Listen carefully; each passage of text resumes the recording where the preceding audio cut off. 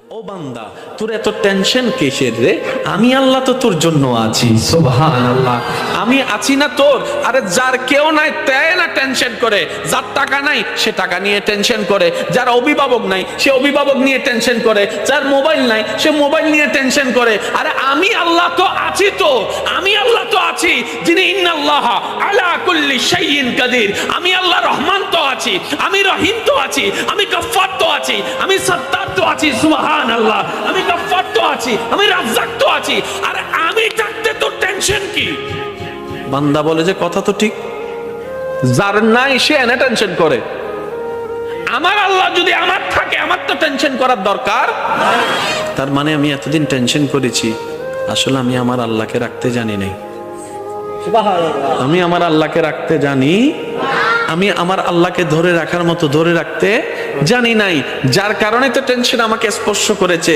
সেজন্য দেখবেন আল্লাহ ওয়ালা যারা হয়, মাথার উপর ছাদ নাই কিন্তু টেনশন ছাড়া মুখে হাসি আছে, পেটের মধ্যে খাবার নাই মুখের মধ্যে কিন্তু টেনশন ছাড়া হাসি আছে, যার উজ্জ্বল দৃষ্টান্ত এই পৃথিবীকে চাক্ষুষ ভাবে দেখিয়ে দিয়েছেন কারবালার ময়দানে ইমাম আলী মাকাম ইমাম হুসাইন রাদিয়াল্লাহু তাআলা। সুবহানাল্লাহ। পরিবার সবাই শত্রুদের তীরের ভিতরে ছিল, তলোয়ারের ভিতরে ছিল, কাফেলার মধ্যে খাবার নাই কিন্তু মুখে কোনো টেনশন নাই, পানি নাই কিন্তু মুখে কোনো টেনশন নাই, পরিবার শহীদ হচ্ছে মুখে কোনো টেনশন নাই। জগৎ জিজ্ঞেস করে, ও ইমাম হুসাইন, এই কঠিন মুহূর্ত আপনি এত খুশি মনে আছেন কিভাবে? ইমাম হুসাইন উত্তর দেয়, আমার মাওলা তো আমার সাথে আছে, আমার টেনশন করার দরকার কি? বান্দারে, তোমার অন্তর যখন ব্যথিত হয়ে যায়, উপশম করার মতো কেউ থাকে না। দুঃখ ভুলার জন্য যখন তুমি তোমার আপনা মানুষের হাতটা ধরে দুঃখ ভুলার চেষ্টা করো, 2 দিন পরে দেখা যায় সে আপনা মানুষটাই অন্যের সাথে হাত মিলিয়ে তোমার সাথে প্রতারণা করে, তোমাকে ধোঁকা দেওয়ার চেষ্টা করে। কথা বলেন ঠিক কি না? বান্দারে, তুমি যখন অশ্রুসিক্ত নয়নে কান্না করতে থাকো, কার জন্য কি করেছি, কে আমার জন্য কি করেছে, সেই হিসাব মিলাতে মিলাতে বান্দা একবার দেখো না আমি রবের দিকে। সুবহানাল্লাহ। একবার তাকাও তোমার মনের চোখ দিয়ে আমি রবের দিকে। তুমি আমাকে ডাকো নাই কিন্তু আমি ফজরের নামাজ না পড়া সত্ত্বেও তোমাকে ফজরের নাস্তার ব্যবস্থা করে দিয়েছিলাম। সুবহানাল্লাহ। বান্দা, তুমি আমার জমিনে দাঁড়িয়ে 1000 গুনাহ করেছো আমার আদেশ অমান্য করে, কিন্তু আমি তোমার পা ভেঙে দিই নাই, বরং হাঁটার জন্য শক্তি দিয়েছি। বান্দারে, তোমার প্রতিটা মুহূর্তে কেউ তোমার খেয়াল রাখে নাই, আমি রহমানের রহমত তোমার খেয়াল রেখেছে। সুবহানাল্লাহ। বান্দারে, তুমি যখন ব্যথিত হৃদয় নিয়ে রাতের অন্ধকারে রুমের মধ্যে কান্না করো যে কেউ নাই আমার পাশে, তখন আমি রব ডাক দিয়ে বলি, ইন্নাল্লাহ মা'না, আমি রব তোর সাথেই আছি। বলেন সুবহান। ফাযকুরুনি, তুই বান্দা আমাকে ডাকতে দেরি, আযকুরুকুম, সারা দিতে আমার দেরি হবে না। ফাযকুরুনি, বান্দা তুই আমাকে স্মরণ করতে দেরি, আযকুরুকুম, তোকে স্মরণ করতে আমার দেরি হবে না। এক কথায় ফাযকুরুনি, বান্দা অভাবে পড়ে তুই আমাকে স্মরণ কর, আযকুরুকুম, অভাব থেকে মুক্তি করার মাধ্যমে আমি তোকে স্মরণ করব। সুবহানাল্লাহ। ফাযকুরুনি, বান্দা বিপদে পড়ে তুই আমাকে স্মরণ কর, আযকুরুকুম, বিপদ থেকে উদ্ধার করে মাধ্যমে আমি তোকে স্মরণ করব।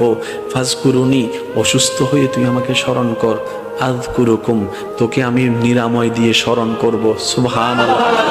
ফাযকুরুনি, তুই ঋণে পড়ে আমাকে স্মরণ কর, আযকুরুকুম, আমি ঋণ মুক্তি দেওয়ার মাধ্যমে তোকে স্মরণ করব। ফাযকুরুনি, তুই পারিবারিক অশান্তির মাধ্যমে আমাকে স্মরণ কর, আযকুরুকুম, শান্তি দেওয়ার মাধ্যমে আমি তোকে স্মরণ করব।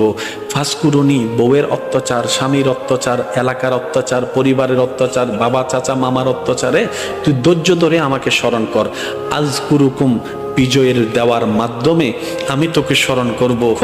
আপনাকে আমাকে রবের দিকে নিয়ে যায়, যে কষ্ট আপনাকে আমাকে নামাজের সিজদার দিকে নিয়ে যায়, যে যন্ত্রণা আপনাকে আমাকে তাহাজ্জুদ নামাজের দিকে নিয়ে যায়, যে দুঃখ কষ্ট যন্ত্রণা আমাদেরকে আল্লাহর সবরের দিকে নিয়ে যায়, সেই দুঃখ কষ্ট বাহ্যিকভাবে দুঃখের হলো, পরকালের চোখ দিয়ে তাকালে দেখবেন প্রত্যেকটা জায়গায় জায়গায় নিয়ামত আর নিয়ামত। কেমন নিয়ামত? ওই দুঃখটা আসার কারণে আপনি ধৈর্য ধরেছেন, ধৈর্য ধরার কারণে আল্লাহর প্রিয় হতে শুরু করেছেন। ওই ধনওয়ালা বেশিরভাগ পরিবারের সন্তানরা দেখবেন মা বাবাকে সম্মান করে না। ধনওয়ালার বেশিরভাগ পরিবার, আমি সবার কথা বলছি না, বারবার বলছি, কিছু কিছু পরিবারকে দেখবেন আপনি যেখানে মেয়েরা কাপড়ে ঠিক থাকে না, সম্পর্কে ঠিক থাকে না, সেই তুলনায় তো আপনার পরিবার অনেক ভালো আছে।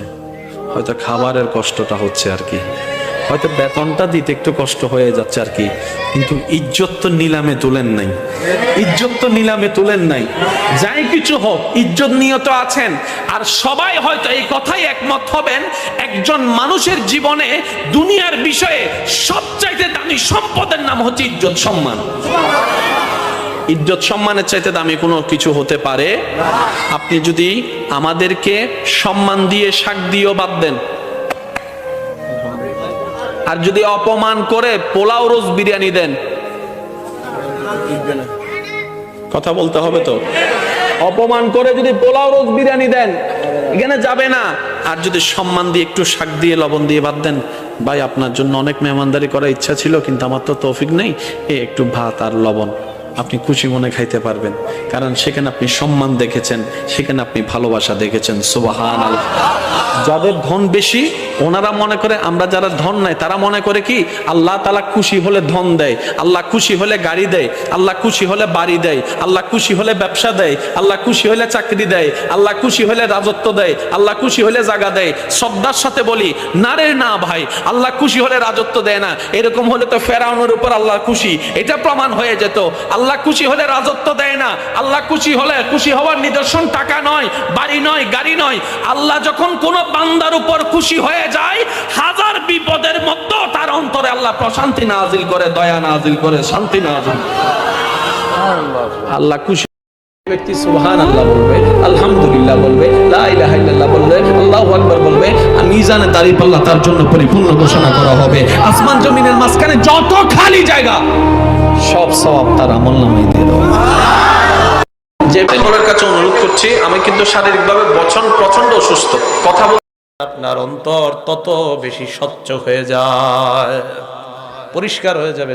কোরআন যত পড়বেন, ওয়াহুদা, কোরআন হলো হেদায়েত, ওয়া রাহমাতুল লিল মুমিনিন, কোরআন হলো ঈমানদারদের জন্য রহমত।